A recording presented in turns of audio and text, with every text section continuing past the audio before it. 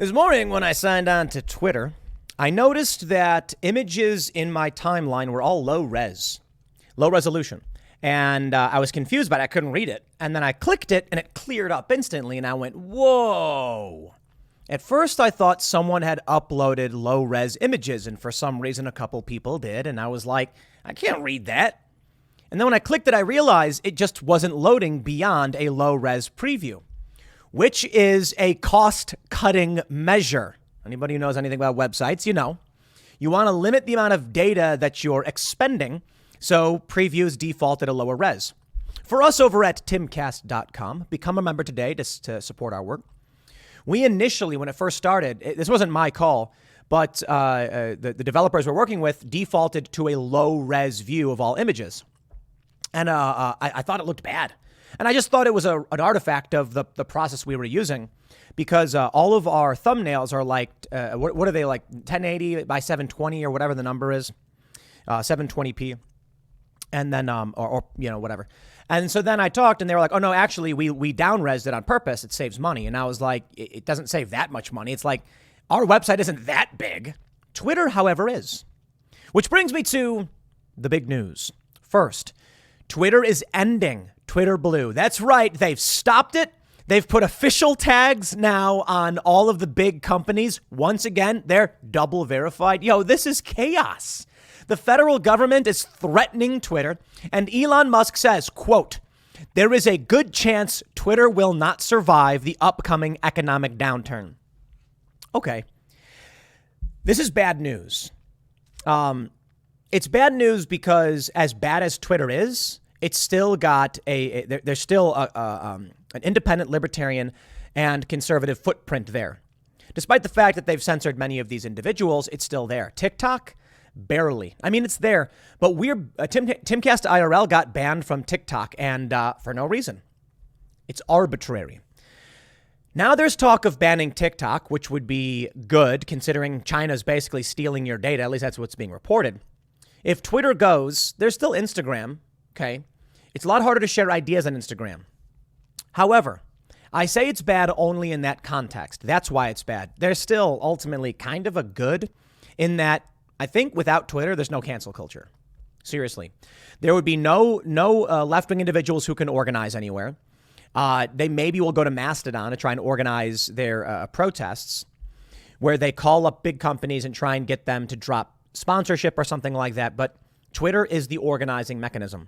Without it, it's all gone. And considering conservatives are already hobbled, I think if you view Twitter in a vacuum, right now the left runs rampant and the right is curtailed. So nuking it outright would benefit the right, less the left. Elon's purchase could potentially restore some balance, so losing it would suck now, but it may be that's where we're going. Elon Musk says ending remote work is the only way to save the bird. Oh, okay, well, here we go. The FTC says we are tracking recent developments at Twitter with deep concern. No CEO or company is above the law, and companies must follow our consent decrees. Our revised consent order gives us new tools to ensure compliance, and we are pleased to use them. You see, the left is sure angry that there's a Saudi billionaire who owns a piece of Twitter, even though he owned it when it was under Jack Dorsey. So what are they complaining about? They're lying. The real issue is that Elon Musk was probably aware that the U.S. government uses psychological operations, performs psychological operations on Twitter. They use Twitter for this. They run bot accounts. And then Elon came out and said, we're going to get rid of those bots and charge you money. And they went, oh no, what do we do? It's simple. You use our money to pay the bots. Thanks. Give Elon more money. Or they go after Elon and force him to back down. And that's where we are. Zoe Schiffer reports, Twitter has suspended the launch of Twitter Blue and is actively trying to stop people from subscribing to help address impersonation issues, per an internal note. Zoe is the managing editor at Platformer. Elon, buddy, the assumption when you said you were going to verify everybody was that you would be following the typical verification process, which is some people send in IDs to prove who you are. You'll get a response. They'll say, hey, we know you're a high profile individual. Prove it. In my case, Vice just, called up Twitter, or they may have emailed them and said, verify at Timcast. And they said, you got it. They're like, he works with us. He's real. We want him verified. For a lot of people, they get abruptly just contacted and are given a verification for being notable, and they have to prove it. Not everybody. The assumption that I, unfortunately mistakenly made, you know what they say when you assume, was that Elon was going to actually verify people's IDs. That means if, Trash Guy 89 was going to request verification, they would say, use your real name and send us proof you are who you say you are, and we will give you a blue check. Instead, what Elon did was said, for $8, you can have a blue check. What happened? Tons of people started making accounts, like fake Nintendo accounts, fake Tesla accounts, fake Nestle accounts, getting verified and then tweeting nonsense. What I absolutely love about this is that they're bots. They're not bots. They're spam accounts. They're troll accounts. They're parody accounts. And they're all verified. Elon only made the problem worse. Dude could have sat down and thought about this for a few minutes, but maybe his real goal is just to nuke Twitter. Whatever, I guess. Here's what I think should happen. You need to use your real name if you want to be verified. That's it. One of my favorite parody tweets was it was like a Nestle account, and they said, we steal your water and sell it back to you, and it was verified. Very, very funny. That was a good one. Zoe says, the announcement was posted on Slack, an update on what we did tonight. Hid the entry point to Twitter Blue, added the official label for only advertisers. Here is at least one way for users to sign up for Blue. Legacy Blue users can go to subscriptions and upgrade. Seriously, Legacy Blue users. Note 2, existing Blue subscribers still have access to their Blue features. Twitter has also disabled Blue from being purchased on Apple iOS. Talk about a disaster. Well, Elon says the company may not survive. You know what it is? All of these big advertisers pulled off, and Twitter is bleeding money. $4 million per day, I think Elon said. Elon, here's my pitch. Put Twitter into safe mode, as it were. Restrict photos and videos to certain sizes. Drop everything down except for Twitter Blue users. People will still use the platform. Transferring text is not expensive. Now, it's expensive to a certain degree for Twitter because of scale, but if they drop down a lot of the higher tech features and tracking and all that stuff, they could solve a lot of this, reducing costs dramatically. This is why Elon fired as many people as he did. Fortune reports a pair of Wednesday night missives seen by the AP marked Musk's first company-wide message. Sorry that this is my first email to the whole company, but there is no way to sugarcoat the message. Musk wrote, without significant subscription revenue, there is a good chance Twitter will not survive the upcoming economic downturn. We need roughly half our revenue to be subscription. Musk's memo followed a live stream conversation trying to assuage major advertisers Wednesday, his most expansive public comments about Twitter's direction since he closed a $44 billion deal. He said the priority over the past 10 days was to develop and launch Twitter's new subscription service for $7.99 a month that includes a blue check mark next to the name of paid members. The mark was previously only for verified accounts. An executive last week said Twitter was cutting roughly 50% of its staff. Now, the other news is that Yoel Roth, everyone was like, he's got to go. He's gone. He's absolutely gone. Don't know why. Musk told employees that remote work is no longer allowed, and the road ahead is arduous and will require intense work to succeed. Twitter hasn't disclosed the total number of layoffs, blah, blah, blah. Cybersecurity expert Alex Stamos, former Facebook security chief, tweeted Thursday that there's a serious risk of a breach with drastically reduced staff that could also put Twitter at odds with the 2011 order from the FTC that required it to address serious data security lapses. Twitter made huge strides toward a more rational internal security model, and backsliding will put them in trouble with the FTC. This is what I want to highlight, especially with stories like this: the emergent phenomenon of capitalist censorship. Now, a lot of people on the left like to ignorantly critique capitalism because they don't truly understand. But something I've liked to point it out for a long time is that this is an element of capitalism. I know, the ANCAPs, the libertarians, they don't want to admit it. They would disagree with me, and so be it. You may disagree. Perhaps I'm wrong. Here's what happens. Someone builds Twitter, right? Twitter happens. People are talking. Everybody's talking. It's running on investment revenue. With investment revenue, it's a free speech wing of the free speech party. They got money in the bank. But eventually that money starts drying up, and the investors say, when are we getting a turnaround? And all of a sudden, advertisers say, look, We'd invest more, but that guy's posting weird Nazi stuff. And so they say, okay, we'll get rid of the Nazi stuff. Then you see all the Nazi stuff get banned. And this was back in when was this? 2018? No, this is 2016. I said it's a dangerous path to go. And I did an interview where I was like, look, I don't like the alt-right, but shutting down people's speech in a public forum is a dangerous path. So what happens is the advertisers say, we will advertise more if it's brand safe. Instead of finding ways to make it so that ads only appear on certain content, they say, we'll just ban hate speech because it's what the advertisers want. Now, I don't blame the advertisers. Why would Colgate want their ad to appear next to a picture from the Holocaust? They would not. However, the problem with Twitter and these companies is that they don't realize what made the platform big was being the free speech wing of the free speech party. And when you start eliminating content because you want to appease advertisers, even if it's deplorable, abhorrent, nasty stuff, it becomes less fun. A downward spiral ensues. Twitter should have focused on above ground and below ground operation. The below ground is the free speech wing of the free speech party, where ads only appear if the advertiser chooses. This is what YouTube has done. And all other ads appear on the above board default section. If content is deemed to be impermissible, it doesn't get removed. It gets dropped down to the not safe for work tier. Readily available to anybody who chooses to subscribe to it. No suspensions, no bans, unless you commit a crime. This would also solve the parody problem. Any account that is that does parody is instantly flagged and put into the not safe for work category. Or, as I stated, Elon, give him a little gesture cap, or like NewsGuard does. Anyway, here's what happens with Twitter. As I was saying, the advertisers come in and say we don't want to appear next to this stuff. So Twitter takes the easy path and says, look, activists and the media are ragging on us, and advertisers are bailing out. If we don't have this money, we don't have a Twitter, so we have no choice. I know this because I've talked with tech CEOs. I talked with the CEO of Patreon.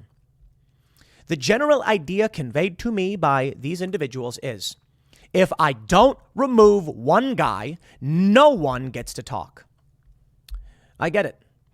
I do. But see, as I stated, the solution is not to permanently remove people. It's to create a speakeasy of sorts. The way minds.com approaches it is basically, if you violate the rules too much, you get a not safe for work flag where people have to opt in to see your posts. Hey, you broke the rules. We're not shutting down your ability to speak. It's just being restricted. Now, if you commit crimes, child exploitation, incitement, then you're gone. This is the solution, in my opinion. It would have solved all of these problems. What do we do here at timcast.com? Become a member at timcast.com to support our work. We on YouTube know that there are certain things YouTube will ban us for talking about. It's stupid. These are not the most egregious things in the world, and so it's not the most relevant. There are certain things we don't like talking about, but there are certain things people can't say, and I think that's complete BS. But the live show we do, I consider that the above ground, and then timcast.com is the speakeasy, where anyone can say anything they want. And so we do the show twofold. On YouTube, you get the full live experience. And then on timcast.com, you get the uncensored members only. I'd prefer it not to be restricted to such a degree. I'd love it if more people heard a lot of our ideas.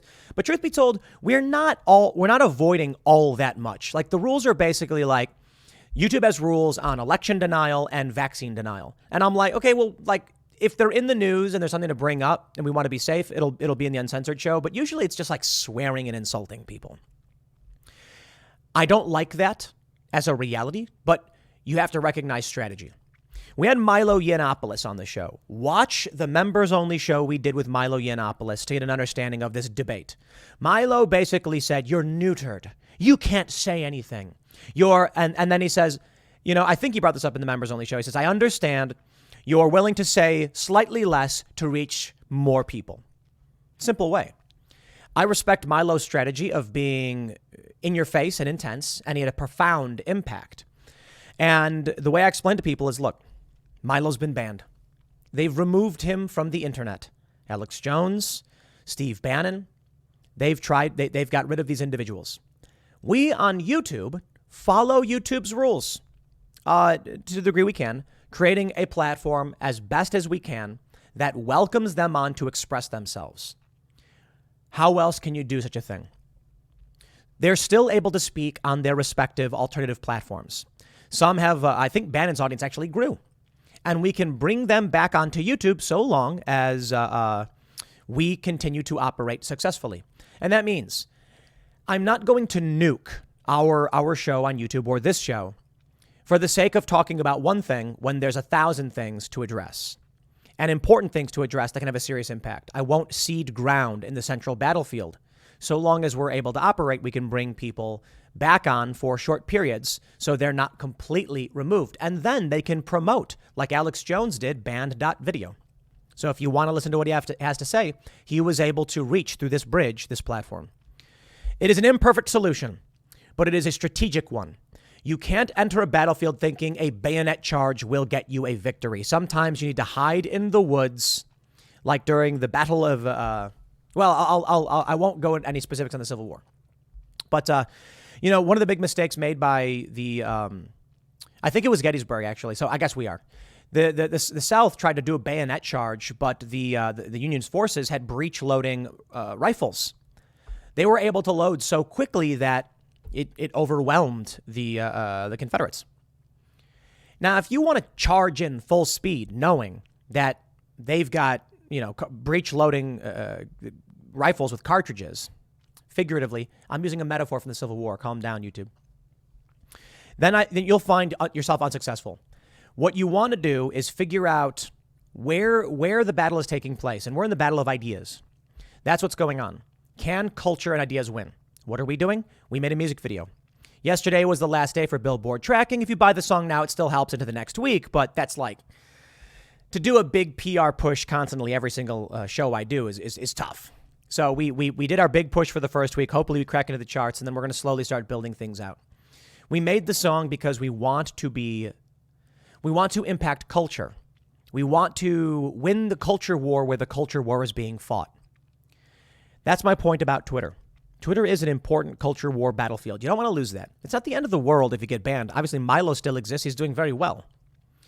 But you want to make sure that you can, to the best of your ability, stay in the fray. And just because free speech is being routed by Twitter doesn't mean you just give up instantly.